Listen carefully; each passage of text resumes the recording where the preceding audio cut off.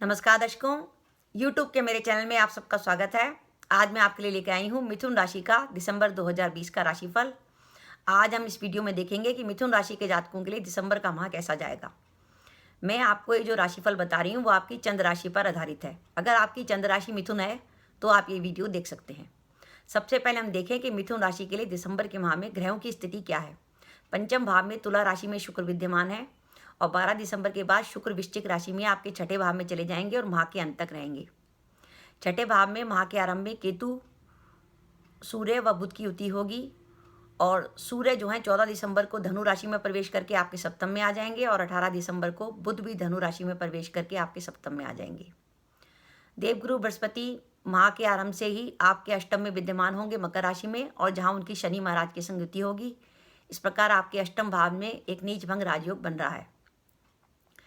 दशम भाव में मंगल विद्यमान है मीन राशि में, जो आपके षष्ठेश होकर विद्यमान है, और 24 दिसंबर के बाद मंगल मेष राशि में जाके आपके लाभ भाव में आ जाएंगे और आपके द्वादश भाव में राहु वृषभ राशि में विद्यमान है। तो ये ग्रह गोचर है मिथुन राशि के जातकों का। मिथुन राशि के जातकों के लिए दिसंबर का माह क्या है, आइए हम बात करते हैं। सबसे पहले बात करें मिथुन राशि के जातकों की हेल्थ के। हेल्थ को लेकर बात करें तो देखें कि माह के आरंभ में ही आपके लग्नेश बुध जो हैं छठे भाव में बैठे हैं। छठा भाव होता है हमारा ऋण रोग शत्रु का।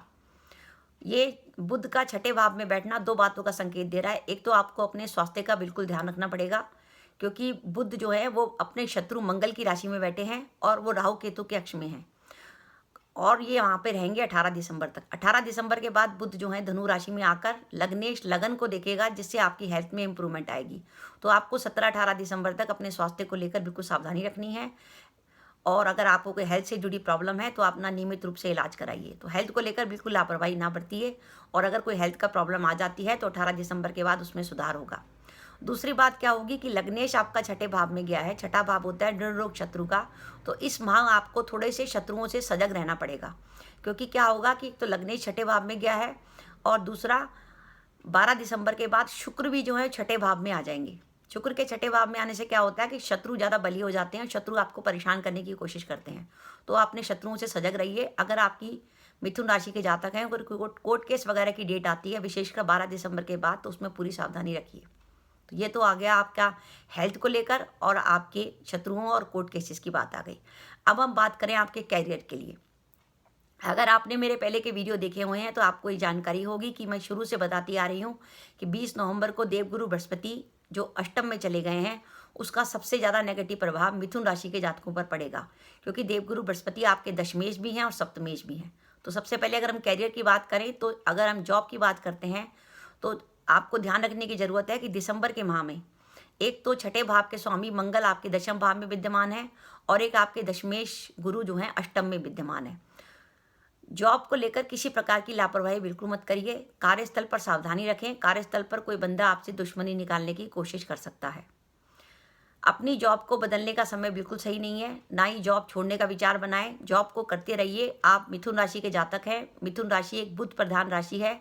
काफ़ी सेंसिटिव होते हैं और व्यवहारिक होते हैं, क्योंकि मिथुन राशि द्विस्वभाव राशि है।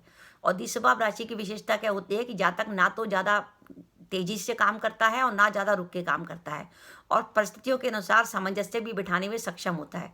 तो आप अपनी इस खूबी का फ़ायदा उठाइए और इस समय को निकालने की कोशिश करिए। मैं आपको जो बता रही हूँ कि दशमेश अष्टम में गया हुआ है और छठे भाव का स्वामी दशम में बैठा हुआ है, तो मेरा उद्देश्य आपको डराने का बिल्कुल नहीं है। मैं आपको सिर्फ ये वीडियो इसलिए बना रही हूँ कि मैं आपको थोड़ा सा सावधान कर सकूँ, क्योंकि पहली बात तो ये है कि अगर गोचर खराब आ गया तो उससे ज़्यादा टेंशन लेने की ज़रूरत नहीं है, क्योंकि कुंडली में खाली गोचर से कुछ नहीं होता। क्योंकि कुंडली में हमारी जन्म कुंडली होती है, जन्म कुंडली में ग्रहों की स्थिति होती है, फिर हमारी जन्म कुंडली की दशाएं चलती हैं, और फिर उन दशाओं के संग गोचर में लगता है। अगर गोचर और दशाएं दोनों ही नेगेटिव होती हैं तब जाके नेगेटिव होता है। अगर आपका गोचर नेगेटिव भी आ गया और आपकी दशा बहुत अच्छी चल रही है तो आपको कोई टेंशन लेने की बात नहीं। और वैसे भी ध्यान रखने की बात यह है कि मैं तो आपको राशि मिथुन राशि का बता रही हूँ, आपका लगन भी तो है, क्योंकि हमें फलित में लगन भी लेना है और राशि भी लेनी है। तो अब ये क्या कम्बिनेशन है कि आपकी मिथुन राशि के संग कौन सा लगन है। तो अगर हम जॉब की बात करें तो हम बात करें कि मिथुन राशि के संग कौन कौन से लगन वालों के लिए कैरियर में सावधानी रखने की ज़रूरत है। तो हम बताते हैं आपको कि अगर आपका मेष लगन और मिथुन राशि है तो आपको थोड़ा सा सावधान रहने की ज़रूरत है। मिथुन लगन और मिथुन राशि, क्योंकि मिथुन लगन और मिथुन राशि है तो थोड़ा सावधान रहिए। सिंह लगन और सिंह राशि, तुला लगन और मिथुन राशि, और वृश्चिक लगन और मिथुन राशि, मकर लगन और मिथुन राशि, और कुंभ लगन और मिथुन राशि है। यानी आपका मेष, मिथुन, सिंह, तुला, वृश्चिक, मकर या कुंभ लगन के साथ आपका मिथुन राशि का कॉम्बिनेशन आता है तो आपको विशेष सावधानी लेने की थोड़ी सी ज़रूरत है। लेकिन घबराने की कोई बात नहीं है, क्योंकि ये निर्भर करता है कि आपकी कुंडली में किस ग्रह की दशा चल रही है, ग्रह कितना बली है, सर्वाष्टक वर्ग में उस ग्रह की क्या पोजीशन है, आपकी कुंडली में शनि और गुरु गोचर में इस समय कितने अंक पे बैठे हुए हैं। इन सब बातों के निर्णय के आधार पर ही हम निष्कर्ष पे पहुंचते हैं। इसलिए आप इस वीडियो को सुन के ये मत सोचिएगा कि हमारा तो समय बिल्कुल ख़राब आ गया। और अगर आपका ऐसा कम्बिनेशन है कि आपका वृषभ लगन है, आपका कर्क लगन है, आपका कन्या लगन है, धनु लगन है या मीन लगन है, तो ये गोचर आपको बिल्कुल परेशानी नहीं देगा, बिल्कुल आराम से ये गोचर निकल जाएगा, आपको पता भी नहीं लगेगा। इसलिए थोड़ा सा अगर आपका मेष, मिथुन, सिंह, तुला, वृश्चिक, मकर या कुंभ लगन है तो आपको थोड़ा सा सावधानी रखने की जरूरत है। सबसे पहले बात रखिए कि जॉब को बदलने का विचार बिल्कुल ना बनाएं, जॉब को आप करते रहें।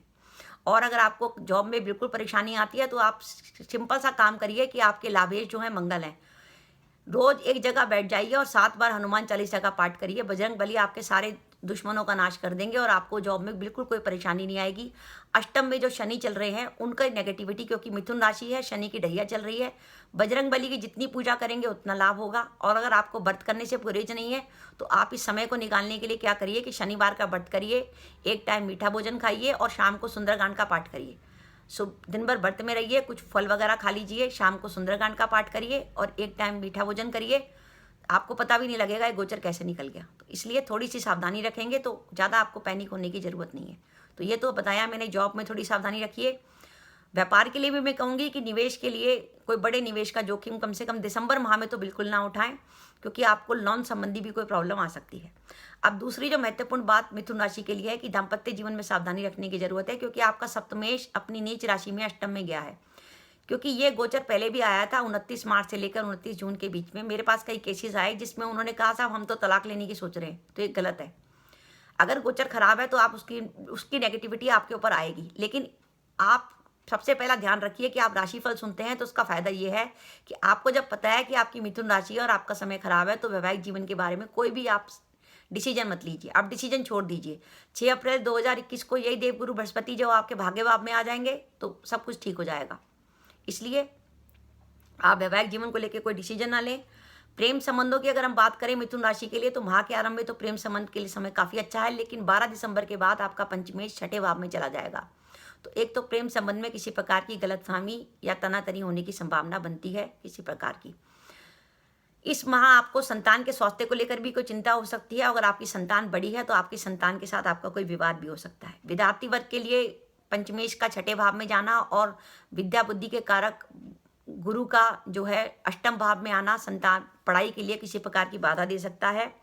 पर 24 दिसंबर के बाद अगर आपका कुछ प्रॉपर्टी से जुड़ा बिजनेस है और अगर आपकी कोई प्रॉपर्टी है जिससे रेंट वगैरह आता है तो प्रॉपर्टी से आय होने का अच्छा योग बन रहा है 24 दिसंबर के बाद। 24 दिसंबर से 31 दिसंबर के बीच में प्रॉपर्टी से आय का आपका अच्छा योग बन रहा है। तो दर्शकों, ये था मिथुन राशि का दिसंबर 2020 का राशिफल। आपको पैनिक होने की जरूरत नहीं है। मैं आपको फिर दोबारा बता दूं, अगर आपका कॉम्बिनेशन मेष लगन, मिथुन राशि, मिथुन लगन, मिथुन राशि, सिंह लगन, मिथुन राशि, तुला लगन, मिथुन राशि, वृश्चिक लगन, तुला मिथुन राशि, मकर लगन, मिथुन राशि और कुंभ लगन और मिथुन राशि है तो थोड़ी आपको सावधानी रखने की जरूरत है। विशेष सावधानी कि आप अपने कैरियर को लेकर जल्दबाजी में बिल्कुल भी कोई निर्णय ना लें।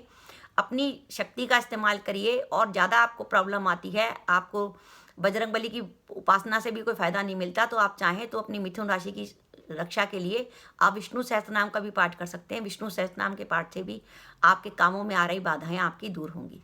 अब हम बात करते हैं कि आपके लिए सावधानी रखने के दिन कौन कौन से हैं। वो डेट आप नोट कीजिए जब चंद्रमा आपका चौथा, 8वां, 12वां होगा। 1 व 9 दिसंबर, 10 व 17 दिसंबर, 18 व 27 दिसंबर व 28 दिसंबर वो दिन है जब चंद्रमा आपका नेगेटिव होगा। तो भूल कर भी इसमें किसी महत्वपूर्ण कार्य का विचार ना करें। अब मैं आपको शुभ तिथियां बता रही हूँ जब चंद्रमा आपका बिल्कुल पॉजिटिव होगा। वो शुभ तिथियां नोट कीजिए। 2 व 3 दिसंबर, 7 व 8 दिसंबर, 13 व 14 दिसंबर, 15 व 16 दिसंबर, 22 व 23 दिसंबर, 24 व 25 दिसंबर, 26 व 29 दिसंबर, 30 व 31 दिसंबर।